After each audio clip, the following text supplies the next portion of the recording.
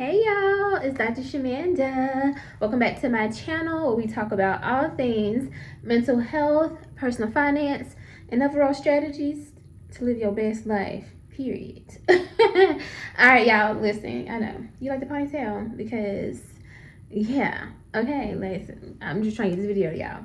Anyway, y'all, I'm so, listen, such a good mood, such a good space. I don't know, I just so good today, you know? Anyway, I just finished reviewing my budget, y'all know, and then last night I started rereading my book here, We Should All Be Millionaires by Rachel Rodgers. I'm sure you guys have maybe already heard of it. If not, check it out. It's definitely worth, reading. And I would just say that book and my budget has me motivated, honestly. And so I really want to take the time in this video to talk about the importance of setting healthy boundaries and making sacrifices to reach financial freedom. Because y'all listen, it is March 2025. There's a lot going on in the world right now. And if you still got your job, because there's layoffs and all that stuff going on, I just encourage you to make smart money moves. There is freedom literally on the other side of all of this, literally. And freedom is just, I don't know what y'all think or how y'all feel about it, but being able to live your life on your own terms, wake up when you want to wake up, travel, give and help people, just experience life. It's just, that is it. That is like goals, for me. I mean, I don't know about you, but for me, okay? And of course, work is not this horrible thing. It's not. I don't even say work. I serve, literally. And thankfully, I get paid to do it, right? It's my contribution to the world. It's the reason that God put me here. I don't look at it as, no. But I don't ever want to be in a position where I have to focus, like I have to make money to survive, if that makes sense, right? Like I'm working to survive. That is a no-go for me. So what that looks like is paying off debt, saving, investing, and having money set aside where if I can't work or I'm just tired or I just really want to focus on traveling and enjoying my life, I can do that. I get to decide. But if you have debt and you have all these things going on, you don't have that choice. You got to work because you got to pay your bills. It's a no for me. It's a no for me. All right, so in this video, I'm going to talk about sacrifices that we must make in order to reach financial freedom. So the first one is living below your means. Nobody want to hear that. I know. But baby, this is where that good old budget come in. That's where this is coming in. I'm telling you. Because listen, it's not about like not having fun, not enjoying your life. It's about knowing what you have coming in terms of income and know what your expenses are and tracking those things. So you don't have to think about it, budget, you already know what's going in, what's going out. And then that also lets you know what you need to pay off so you can get more back. And the more you have, the more you can save, invest, and make that money work for you so you can be work optional and have your freedom. It's that simple, really. The second one is delayed gratification. The last couple videos I talked about how I wanted to buy a luxury bag and how I want an SUV and all these things that I want. I want to have a real estate portfolio. That is like goals for me. I don't know if y'all know, but I'm actually a licensed real estate broker. I don't practice, so it's inactive right now. But like I love real estate, like seriously. So I want to be able to travel. There's a lot of things that I really want to be able to do that I haven't been able to do because I have been a single mom since I was 18 years old. And my children are 17 and 18 now. So you do the math. I think it's about time, but I know I'm at the very end of this journey, right? My children are young adults practically, and I, at 36, by that time, probably like 38, closer to 40, will have a level of freedom that I've never had, ever. But I know that it's worth the gratification, the delayed gratification. It's worth the sacrifices. So you're going to have to delay a little bit of that stuff that you want to do, that you want right now. You have to delay that and put in the work because it's coming. And if you truly believe, you'll get that at some point, right? Time commitment. You have to commit to it, right? There is a time, if you set that time, because for me, I'm like, baby, you got 36 to 48 months for me. After that, I'm work optional. I have money set where it's building compound interest or earning compound interest. And by 65, I already know that's guaranteed retirement money, 1 point something million. I'm good.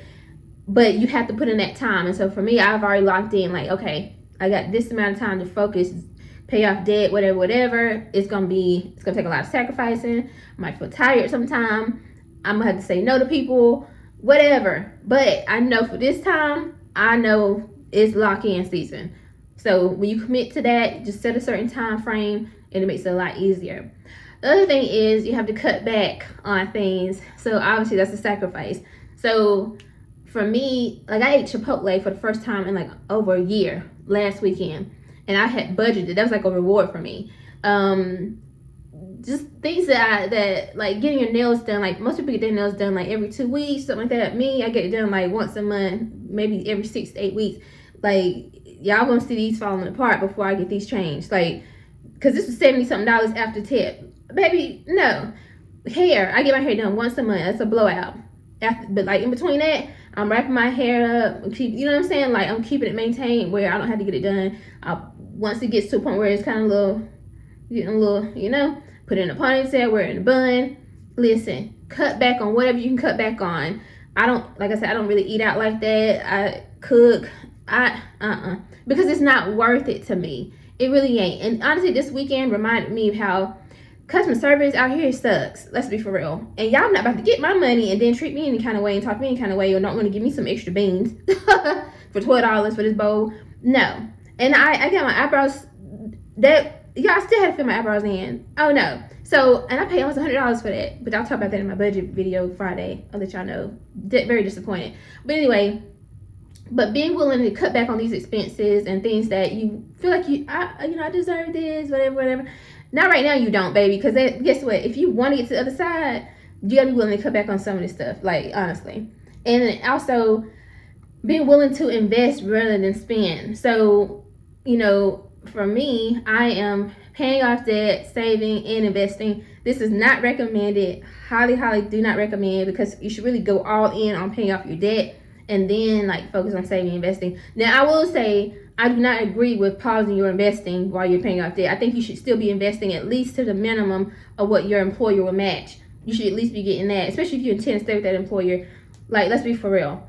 But you should really be focused on paying off that debt if you have debt, and saving. So being willing to put that money aside and make it work for you instead of going and spending it. Come on now, be for real.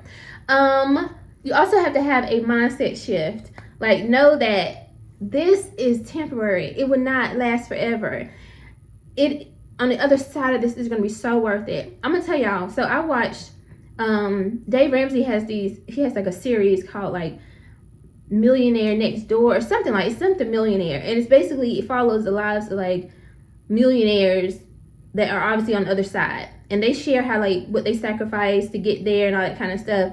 And they have obviously net worths of $1 million or more, and you can just see the peace on their face. Like, I'm just like, oh. And I'm not being funny, but a lot of them are like older, and I'm just like, imagine that life, that level of freedom and peace, but in your like mid 40s or your early 40s, mid 40s, early 50s. Baby, that just feel like it hit a little different. And I just feel like I'm meant to experience that. Like, I just feel like it. You know what I'm saying? Yes, like, imagine being a multi-millionaire, but still like working or serving for an organization that you truly believe in. So you're showing up there to serve, not because you gotta go there to pay your bills, but because you love what you do. You enjoy working with your, like, for me, patients, right? Helping them and making an impact on their lives, or the counselors, or just that organization that you truly believe in. But also knowing that, again, like, you don't have to be there. Like, it's not for money. You can do it part-time if you want to. Like, your bills are paid. Like, y'all, that to me, and then, like, again, you can use your PTO and you can travel. I just feel like that just hit different. And I personally just feel like I'm going to experience that. Like, I am. You know what I'm saying? My 40s will be work optional. I can work part-time or just don't work at all. Like, I just feel like that. So, but it takes a mindset shift. You have to truly believe that this is for you and that it's possible, right?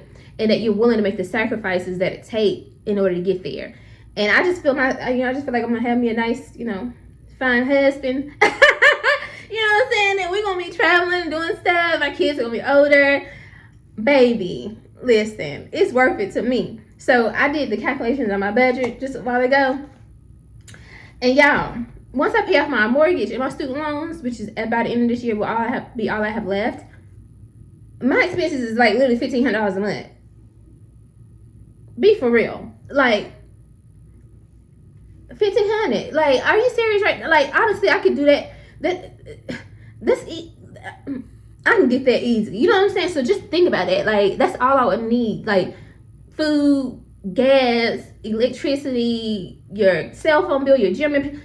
Literally, I rounded it off. It's like $1,500. After I pay my mortgage and the debts that I have left, that's all I would need to live. Yeah, I'm gonna get there, baby. I'm gonna pay this off. I don't know about you, but I'm motivated and I'm willing to make these sacrifices. So I challenge you, after watching this video, to think about what sacrifices are you willing to make. What does life on the other side of being debt free look like for you? When you paid off all your debts and you don't have nothing to pay except for just regular bill, you know, your food and your gas and stuff like that, basic stuff. Calculate that number and look at and think about that number. If you have no other debts to pay, car, mortgage, student loans, none of that, if this was all you had to pay, how much would you have to work in order to do that? Or how much do you need to have saved in order to pay that out? And you tell me, is it worth you sacrificing right now for the next 3, 5, maybe even 10 years, depending on your number? Let me know in the comment section. All right, I hope this video was helpful to you guys. Like, comment, and subscribe, and I'll see you guys in the next video. Bye.